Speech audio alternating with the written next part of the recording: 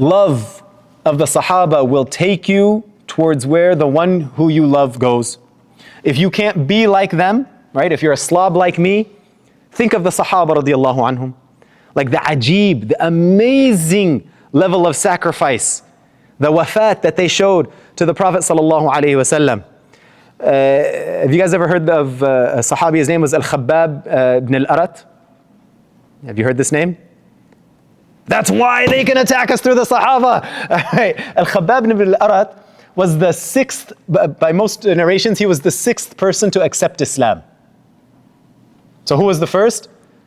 We say Khadija. Who was the second? Abu Bakr as-Siddiq. Who was probably the third?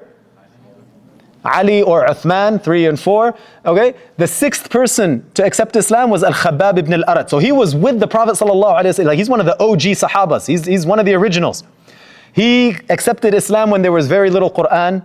He accepted Islam like before there was any miracles shown. He accepted Islam before the moon was split. He accepted Islam before Fatih Mecca. He accepted Islam before Uhud. He accepted Islam before Badr. He was one of the OGs. They took Khabbab ibn al-Arrat. They captured him and they took him outside the haram, to the hill. They took him outside the haram because it's haram to do these things within the haram. And they made a spectacle out of him. Okay, they lynched him. It comes later in the history that Khabbab ibn al-Arrat was working and Umar radiallahu anhu walks by him and he sees the scarring on his back.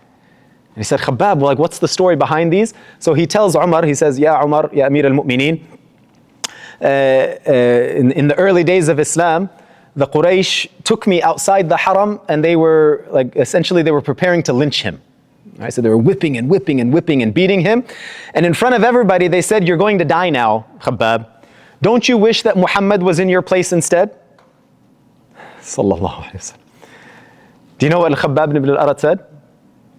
He said, Wallahi, I would rather die today than a thorn go into the foot of Rasulullah sallallahu alayhi wa sallam. Okay. You and me, we're like, is it sunnah? No? Okay, cool.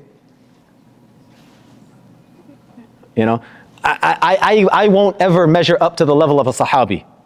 So what will bridge that gap? What will bridge my inequity? Love of the Sahaba radiallahu anhu. If you can't be with them, love them.